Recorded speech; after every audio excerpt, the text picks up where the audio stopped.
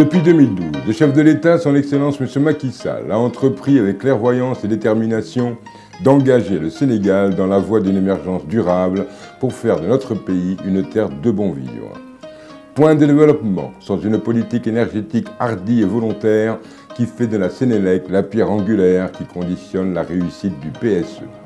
Dans ce sens, parce que garante de notre économie, la Sénélec a mis les bouchées doubles pour construire de nouvelles centrales et offrir aux Sénégalais de bonnes conditions de vie et de travail et aux investisseurs potentiels un accès optimisé aux infrastructures, notamment énergétiques, qui garantit leurs investissements.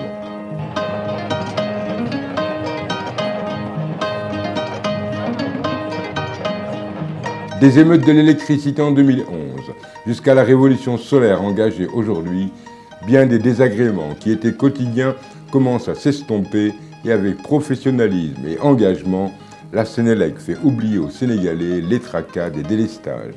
Sans l'énergie, l'économie en général, l'industrie en particulier devient aléatoire, voire artificielle. Donc, point d'émergence, dont la Sénélec devient ainsi la clé de voûte. L'ambition de M. Mokhtar Cissé, directeur de la Sénélec, est d'accompagner la vision du président Macky Sall et de relever cet immense défi. Les régimes, les alternances, les ministres, les directeurs généraux passent, mais l'énergie et son exigence d'indépendance demeurent. En 1960, à l'indépendance, le Sénégal disposait d'un parc de 50 MW, plus exactement 49,5 MW. De 1960 à 2012, c'est 573 MW qui ont été construits et injectés en termes de centrales et injectés dans le réseau de Sénélec. De 2012 à 2016, au moment où je vous parle, nous avons déjà réalisé et injecté dans le réseau de Sénélec 273 MW.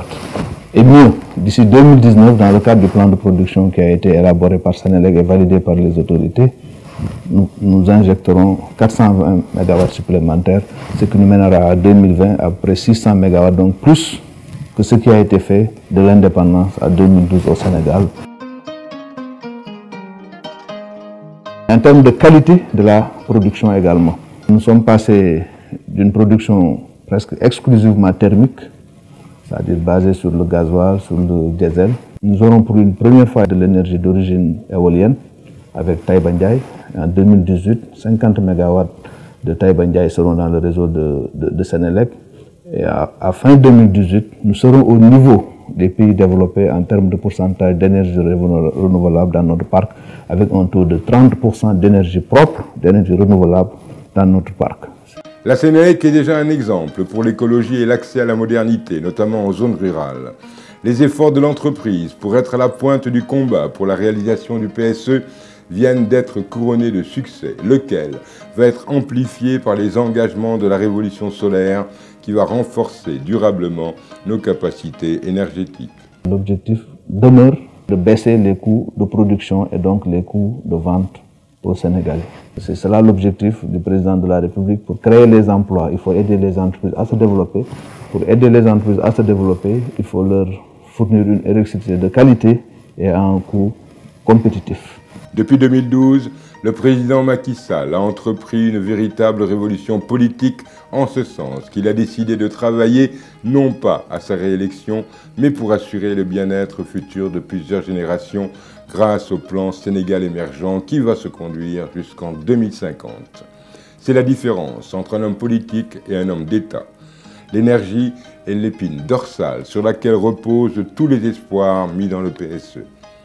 À cette exigence toujours renouvelée, le président Macky Sall remet à chaque occasion l'ouvrage sur le métier et renforce les acquis. C'est ainsi que la révolution solaire vient d'être mise en orbite, en témoigne la construction de cette centrale solaire au cœur de notre pays.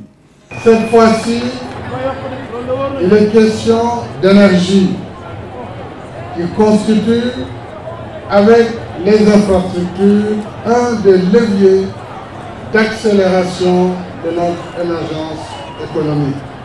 Le PSE, ce n'est pas de la théorie. Le PSE est une stratégie sérieusement conçue, réaliste, réalisable et qui se décline au quotidien par des actes sur le terrain pour répondre aux préoccupations et au bien-être des populations. Alors, avec Bokhol, hier, Malicounda aujourd'hui, et d'autres localités demain, nous sommes en train de prouver par les actes l'adage selon lequel le soleil brille pour tout le monde. C'est cela le Sénégal émergent, le Sénégal de tous, le Sénégal pour tous.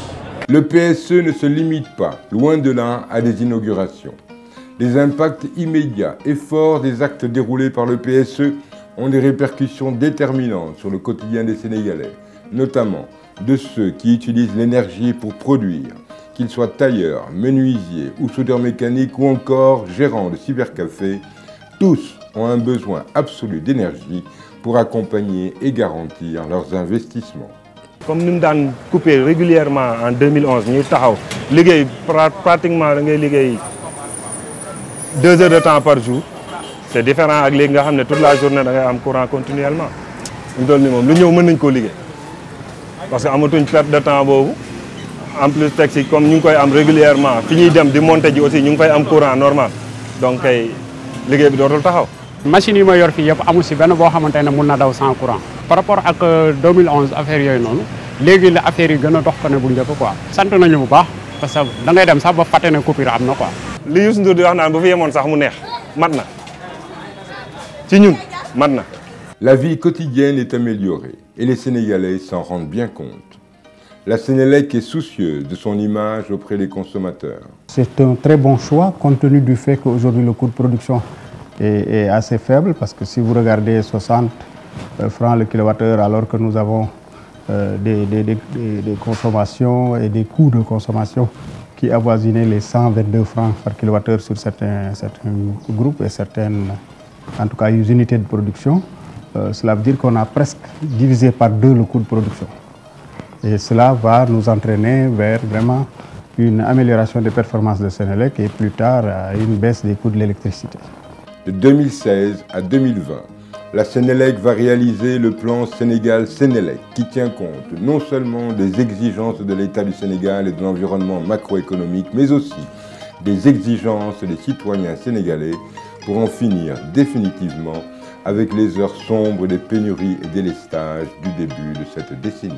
En 2020, le parc de production de Sénélec générera une énergie suffisante, plus propre qu'elle ne l'est aujourd'hui parce qu'avec du solaire et de l'éolien, mais également avec un coût plus compétitif qu'il ne l'est aujourd'hui.